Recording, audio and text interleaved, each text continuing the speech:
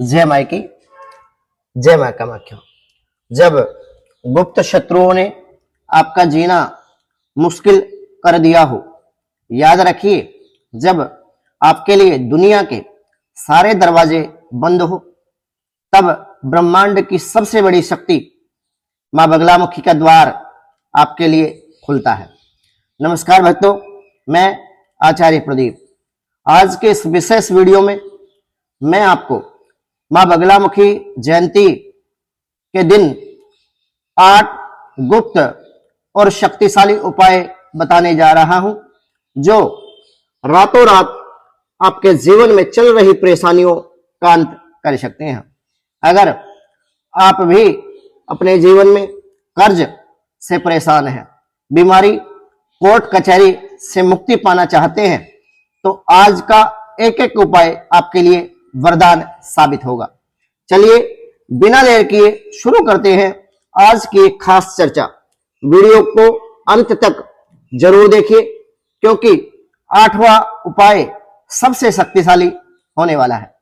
बगलामुखी जयंती 2026 पर मां बगलामुखी पीताम्बरा के 8 शक्तिशाली उपायों के विषय में आज मैं इस वीडियो में जानकारी दूंगा, और आप एक एक उपाय पूर्णतः ध्यान से सुने, समझे। मां बगलामुखी 10 महाविद्याओं में 8वीं महाविद्या है। साधकों, वैशाख माह के शुक्ल पक्ष की अष्टमी के दिन भगवती बगलामुखी जयंती का पर्व बड़ी धूमधाम से मनाया जाता है। यह पावन अवसर साधारण नहीं है, क्योंकि इसी दिन ब्रह्मांड की स्तंभन शक्ति मां बगलामुखी का प्रकाट्य दिवस हुआ था।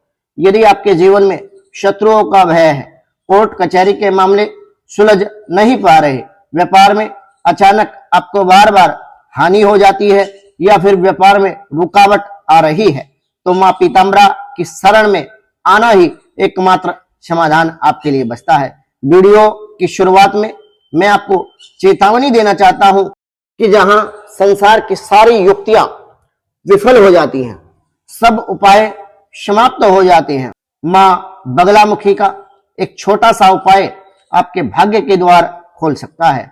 आज हम उन 8 गुप्त उपायों पर चर्चा करेंगे, जिन्हें यदि कोई भी साधक, कोई भी जनमानस श्रद्धा पूर्वक अपने जीवन में शास्त्र विधि के अनुसार अपना लेता है, तो आप अपनी सोई हुई किस्मत को जगा सकते हैं और विरोधियों की बोलती बंद कर सकते हैं।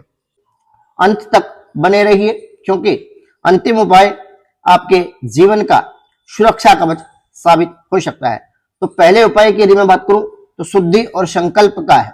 बगलामुखी जयंती के दिन आपको सुबह ब्रह्म मुहूर्त में उठकर स्नान आदि के उपरांत पीले वस्त्र धारण करने चाहिए। मां के सम्मुख बैठकर अपनी मनोकामना का दृढ़ संकल्प आप लें। यह उपाय आपके लिए सबसे श्रेष्ठ रहेगा।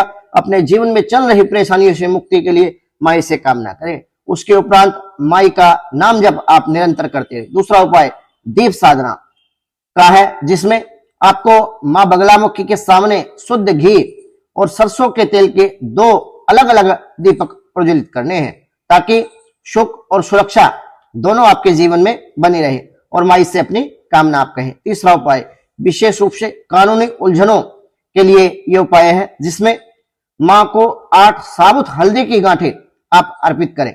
उसके बाद उन्हें पीले वस्त्र में बांध करके अपने पास घर में रख लें, या फिर घर में किसी शुद्ध स्थान पर पोटली बना करके आप उनको बांध सकते हैं।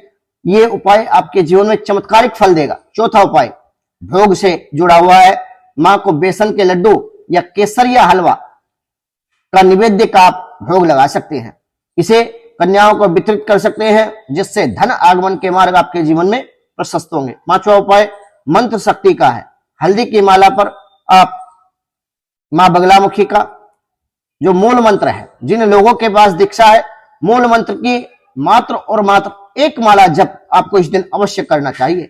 जिन लोगों के पास माई की दीक्षा नहीं है, माई के मंत्र की दीक्षा जिन लोगों ने प्राप्त नहीं की, उन लोगों को बगलामुखी चालीसा का पाठ, बगलामुखी सतनाम का पाठ विषम संख्या में 5, 7, 9, 11, 36 इस अवस्था में आप पाठ करें तो विशेष रूप से आपको लाभ मिलेगा। छठा उपाय उन लोगों के लिए है जिनका व्यापार ठप पड़ गया है, व्यापार में हानि हो रही है। एक जटा वाला नारियल ले और पीले कपड़े में लपेटकर माँ के चरणों में आप उसको रख दें और अगले दिन उसे अपनी तिजोरी में आप स्थापित कर दें। यह उपाय आपके लिए श्रेष्ठ रहेगा। आर्थिक स्थिति को सुधारने का सबसे श्रेष्ठ उपाय यह माना गया है।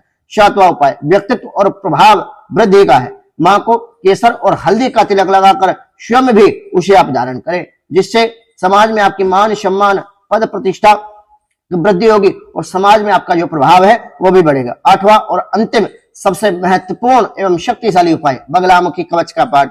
बगलामुखी जयंती की रात्रि में इस कवच का श्रद्धा पूर्वक पाठ करने से आपके चारों ओर एक अभेद्य सुरक्षा कवच बन जाता है। परंतु यह उपाय केवल वही व्यक्ति कर सकता है जिसके पास भगवती बगलामुखी के कवच की दीक्षा है, जिससे कोई भी शत्रु या कोई भी नकारात्मक ऊर्जा भेद नहीं सकती।